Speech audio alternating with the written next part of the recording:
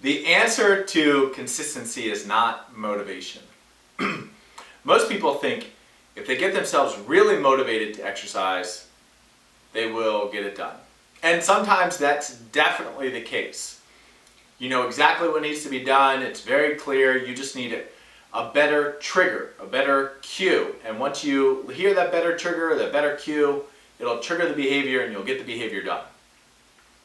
But generally speaking, I don't find that works. I don't find that people find a cause or a reason all of a sudden that makes them go, yes, I'm going to exercise consistently and I'm going to make it happen.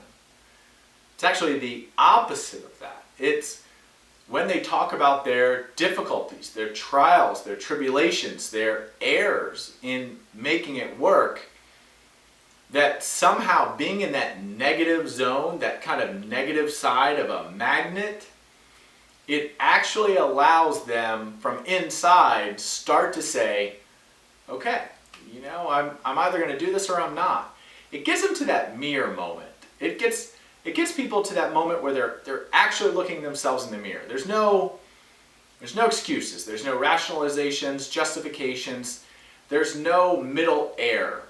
There's nothing in the atmosphere between them looking at themselves in the mirror and looking back and seeing their reflection. And in that moment where you express all your trials, your tribulations, how it hurt when you got it wrong and you gained weight, lost weight, made it consistent, didn't, hurt your back because you did or did not exercise in the right way. When you express all that junk, you find something inside of there.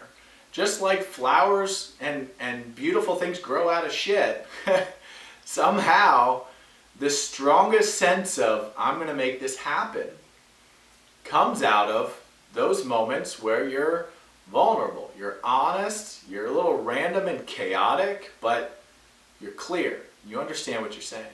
And you express, look, I kind of have been fucking up for the past couple, or I have been messing up for the past few weeks. I haven't been eating well. I've gained 20 pounds because I haven't been doing it. All right, that's the characterization of the behavior. But how does it make you feel? I sort of feel like a failure. Like I have just given up. I don't think I should, but X, Y, or Z has been really hard on me. And I'm of the belief that if you can get to that area, that kind of sense of the negative, like how you feel about the failure of it, and you don't stay there, I think in that moment you can really make a decision.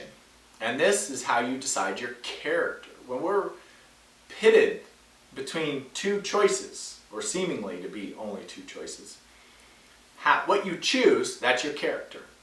That's who you are in the story of your life. Like, if you get to that moment, you're like, well, like this is going to be really tough, but I'm just going to, here's what I can commit to, and I know that I can do this, so this is what I'm going to do. Well, you're saying you want to be the sort of person who gets that done, that makes that happen.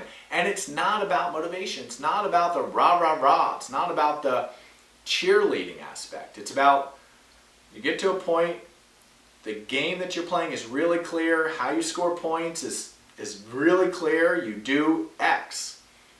And then, like a good coach, you say, okay, I'm going to do X, and then I'm going to do Y, and then I'm going to do Z. I'm going to stretch, move for 5 minutes, log my workout, leave.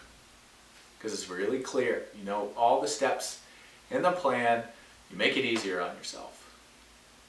So, if you're a person who fails to get motivated for exercise, I think you might have to explore your dark side. And there you might find the thing that's just going to make it happen for you. And you're also going to define your character. So, good luck. Check out DominicSessa.com on YouTube for plenty of really good resources and my Instagram, and we will talk soon.